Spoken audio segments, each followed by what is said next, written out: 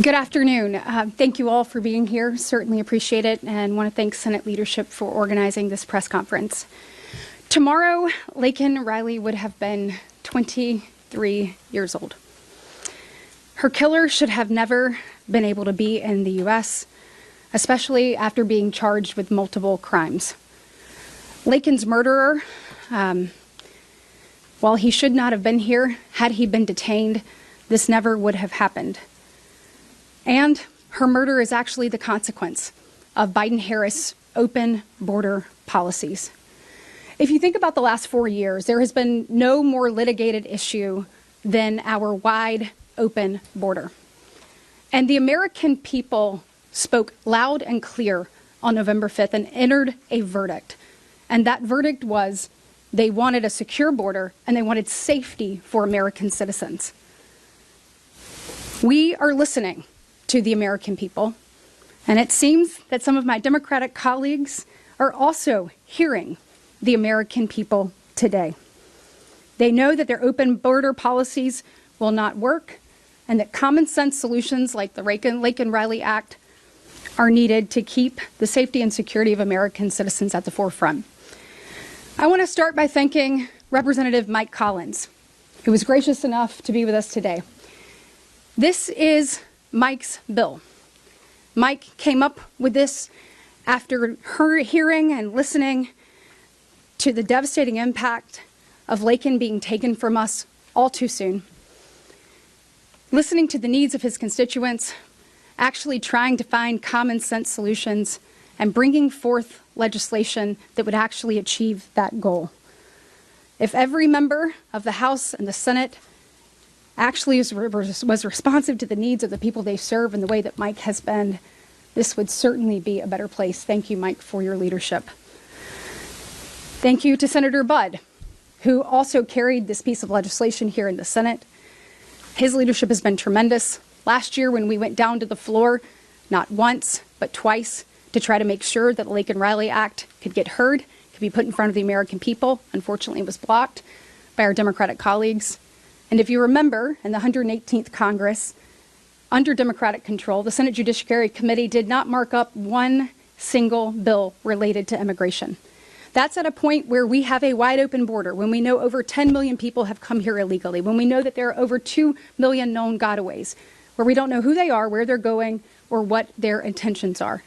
In the midst of all of that, they did nothing. But today, because of the leadership of Senator Thune, Leader Thune, we had an opportunity to change that. So Leader Thune, thank you for doing this. Thank you for putting this on the floor. I also want to thank Senator John Fetterman. John Fetterman stepped up along with all 52 Republicans that co-sponsored this legislation right out of the gate upon entry and put his name on this as well. Common sense solutions to keep Americans safe is what he prioritized and was willing to have the courage to speak up when no one else in his party was. This is a first step in making the American people's voices heard. Now listen, over the next couple of days, you'll see special interest groups try to kill this bill. If you are listening, if you are watching, call your senator today. Make sure they know how important this is. Make sure you know that this is the kind of work you want to see happen. You want to see people coming together and advancing common sense solutions to keep Americans safe and secure. So I say, let's get this done for Laken. Let's get this done so no family has to deal with the unimaginable that her family has been through.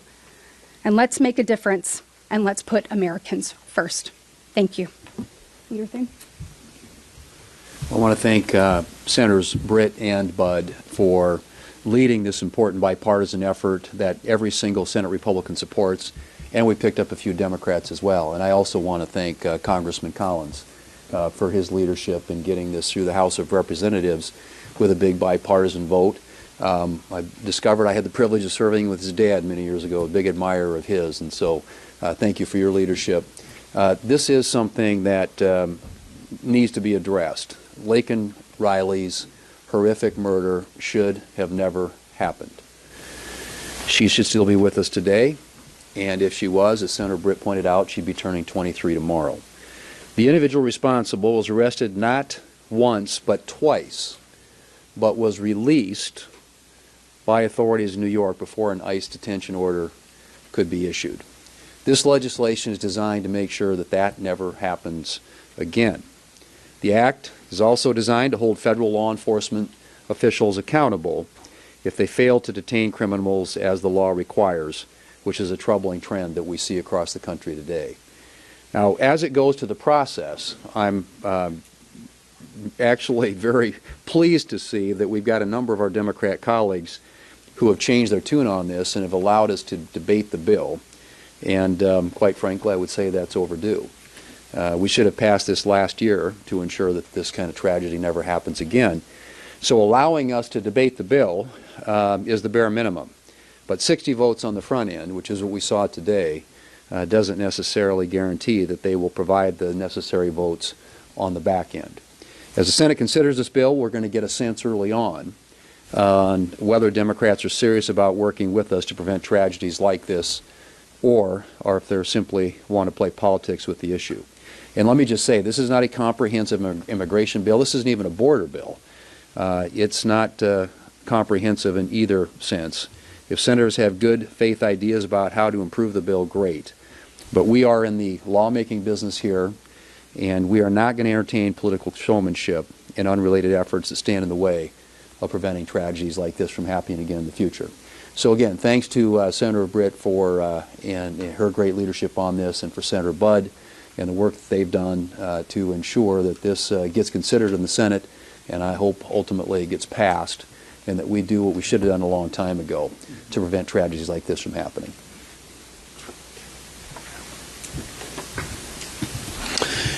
Leader Thune, I just want to thank you for making this a priority. I mean, this is one of the very first votes in the 119th Congress for the Senate, and it certainly reflects the priorities of November 5th and your priorities as well. So I want to thank also my colleague, Senator Britt, for her leadership, who worked this across the aisle within her own conference, and has just done a tremendous job. I see this as a father, and as a father of two daughters, and I can't imagine what the family has gone through. And I know many of us have children, and we hope that we never face what this family has faced. Now, I also think, even though this took place in Representative Collins' district, I think about my state of North Carolina and what the sheriffs of all 100 counties, most of them have said to me. They said every single county in North Carolina is now a border county because of Joe Biden's policies. And so we've seen that the devastation of those policies in this tragedy that we saw last year. And policies, they have tragic consequences. Laken Riley was a wonderful nursing student with a bright future, and she was murdered by an illegal alien from Venezuela. This killer should have been stopped, but tragically he wasn't. He should have been stopped at the border in 2022, but he was paroled into the country. He should have been detained when he was arrested in New York in 2023, but he wasn't. He should have been detained when he was arrested for shoplifting, but again, tragically, he wasn't. And we can't let something like this happen again. The Laken Riley Act requires ICE to detain illegal aliens who commit theft and shoplifting. And every Senate Republican supports this, including what we saw with the motion to proceed. And again, there's more work to do, as you mentioned earlier. But we're optimistic, and we're going to continue to work on this. And I can't think of a single reason why any senator would oppose the Laken Riley Act.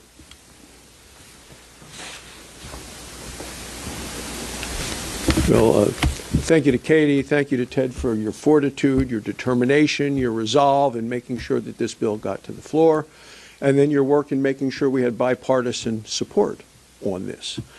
This is the first bill that we brought to the floor for a roll call vote. Our new members were down there saying, how do we vote? What do we do? They knew how to vote. They just weren't sure of the process of which to vote. This was the very first time that all of these new members of the Senate had an opportunity to vote. And it was an important vote because it's such a consequential vote. There is so much urgency, and this bill will actually save lives. Now, as we go through the process, as Katie talked about getting this passed, we need to make sure that nothing is done to weaken this bill. You talked, Senator Britt, about people trying over the weekend to defeat this bill, to weaken it. We are not going to allow that to happen. We're going to do everything we can to make sure that this gets passed in the same strong way that Representative Representative Collins brought this to the floor. So we are encouraged by today. This is a commitment to put American citizens first, not illegal immigrants. And if everything goes as we're working so hard to do, this will be one of the first bills that President Trump signs into law when he takes office on January 20th. Senator Britt and Senator Budd, Representative Collins, thanks for all the work that you have done for Leader Thune, for bringing this to the forefront. We have a tremendous amount that needs to be done in this session of Congress. But we're still grieving over where America is with illegal immigration based on what's happened in the last 4 years. We have an individual that illegally crossed our border. He was able to cross our border and be paroled into the country because of overwhelming numbers. This would not have happened if the numbers were manageable, if we were detaining people, doing their hearings, and then processing and then deporting them, quite frankly. But because of overwhelming numbers, he was paroled into the country, then arrested again, and released. I had someone that asked me this morning when they asked me what I was voting on today and working on that was back home in Oklahoma. And I told them about the Laken Riley Act. And I told them what it did, that it was a very simple bill that dealt with someone who illegally came into our country and then committed crimes after that they were here that they should already be removed. Their very first statement to me was, isn't that already illegal? Isn't that already against the law? And I said to them, it is amazing and disappointing that we as a nation need to pass a bill to say to this in every future administration, and quite frankly the previous administration, this should never happen again. It shouldn't have happened in the first place, and we don't want any president in the future ever to just turn their head as the current president has done on the border and said that doesn't matter. Because of Laken Riley and her family, this most certainly matters. So this is a first small step to be able to get control of our border and to be able to make a clear statement. There are many more steps to go. And clearly President Trump is going to enforce the law. He's made that very, very clear. But for Laken Riley's family, we hope this brings some sense to them of purpose for a meaningless murder that happened to their daughter. So that's our prayer. This is the first step with the process vote today. There are many other steps to be able to go through in the next week, and we anticipate getting this passed, getting it over, and getting it signed. Thank you, Leader Thune. Appreciate the few minutes to speak to you. Senator Britt, Senator Budd, thank you. I appreciate the help over here. You know, I think I want to take just a quick minute and give you a different tact on this. You know, we have a criminal thug that came across the country, the border illegally, him and his brother. Both of them got paroled, got sent on their way, taxpayer dollars, sent them to New York, sanctuary city, put a roof over their head, gave them clothes. Taxpayers been feeding them. Instead of them going out and getting a job and try to assimilate to our country, what'd they do? Oh, they brought their trade with them. What is that trade? It's being a criminal. Like so many criminals that got away. And what did they do? They started out with minor level crimes, endangering a child, shoplifting. The more that they get away with and the more we let these criminals go, it just emboldens them. And they step it up, and they step it up to the point where Jose Ibarra murdered a young 23-year-old girl, a 23-year-old student who had her whole life in front of her. They didn't come over here to assimilate, no. They came over here to continue what they were doing when they were back home when they get kicked out. And that's to be a crook and a criminal. That's why the Laken Riley Act is so simple. Right now, local law enforcement can't contact ICE unless it's a major crime. Are we going to let every illegal criminal that comes over here, who already broke the law by breaking into our homes, our country, are we going to let them just continue to escalate the crime to the point where it gets to murder? Oh, by the way, now we'll arrest you. No. We need to kick them out with these low-level crimes. We need to go ahead and detain them, process them, and deport them. And I want to leave you with one last quick thing. Laken Riley's whole life, all she wanted to do was save lives. That's it. And when her parents told me if we could do anything, pass anything here that might make to where no other family has to go through this, then we should pass it without any problem, and they would be honored to put her name on it, because her name will live forever, and her name will continue to save lives across this country by making our community safer. So I appreciate what y'all are doing in the Senate.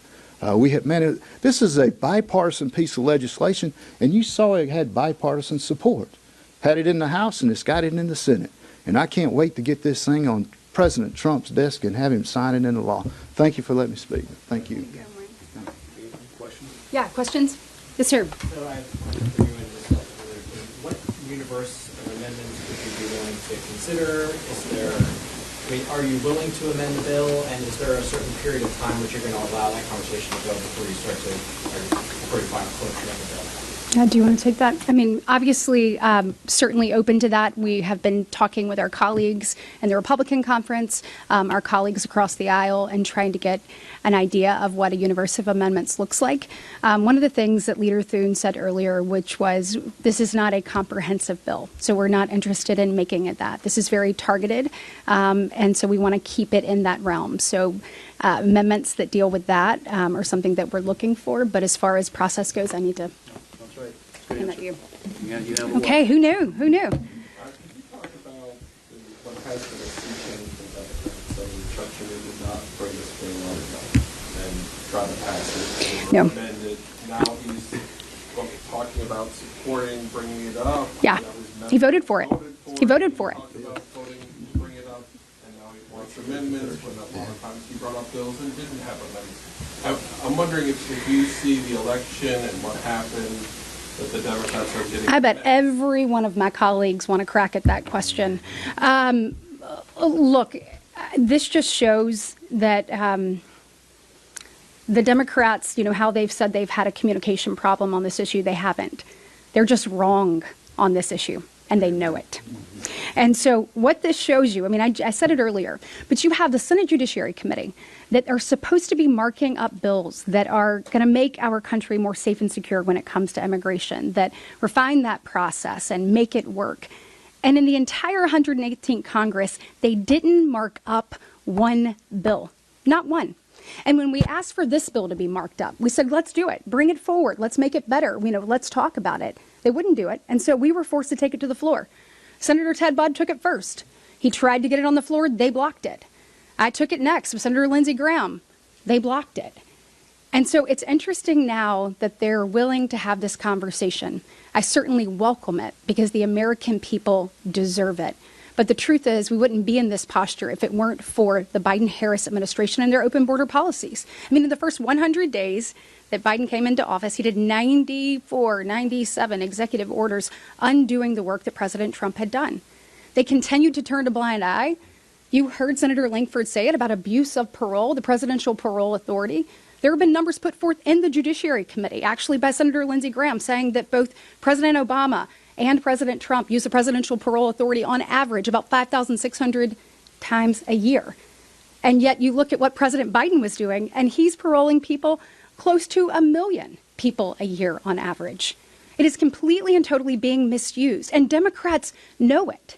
They absolutely know it. They know this is not sustainable. They see what's happening from coast to coast. You can't walk in one community that we serve where someone doesn't talk to you about a child, a cousin, a brother, a sister that died of a fentanyl overdose. You start hearing stories like Laken Riley, like Rachel Morin, like Jocelyn Nungary. One story is one too many, but they have become countless and way too consistent under the Biden-Harris administration. And I mentioned it earlier, y'all, but think about it. This has been the topic that we have discussed more than anything over the last 4 years. The American people had a real opportunity to hear from both sides, and then not just hear it, but they felt it. They felt it in their communities, and unfortunately, too many felt some of the dangers in their home. And they ultimately said enough is enough on November 5th, and they want change and they want action. And for too long, you have people that sit up here and talk and talk and talk and talk and then do nothing. And what I want you to take away from today is Republicans are now in charge of the House, of the Senate, and soon to be the White House. The days of talking are over. The days of action are now. We understand what the American people deserve. We know that they deserve better than what they've gotten. And under Leader Thune and his leadership, we're going to be moving things forward. But I'll let you take that one. Yeah, I want to make just a quick comment on that, and this will be brief on it. That you, not to correct, but you made the statement and said for Leader Schumer, he said he could not bring it up. He would not bring this bill up. If he would have brought this bill up, this is what we would have seen on the floor. We had an open debate, and we would have passed it. The House passed it last year.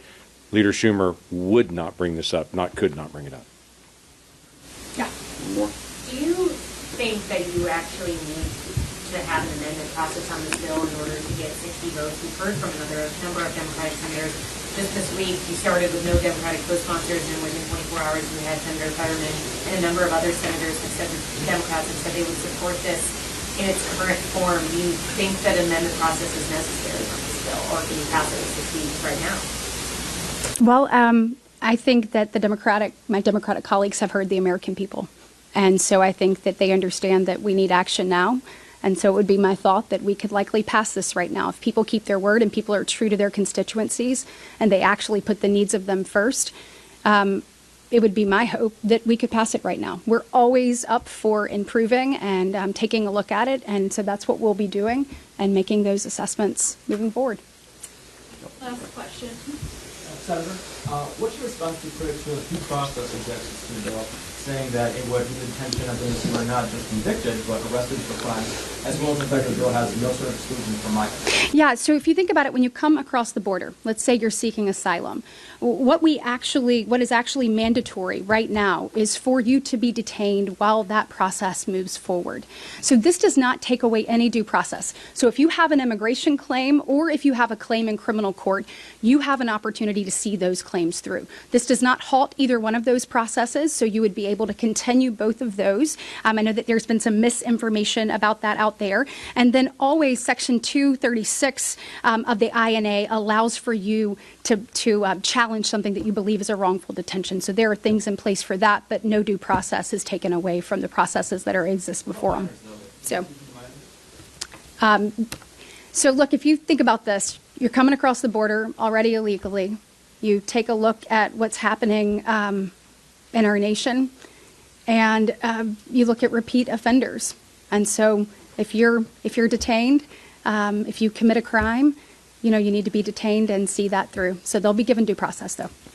Absolutely. Thank you. Sorry.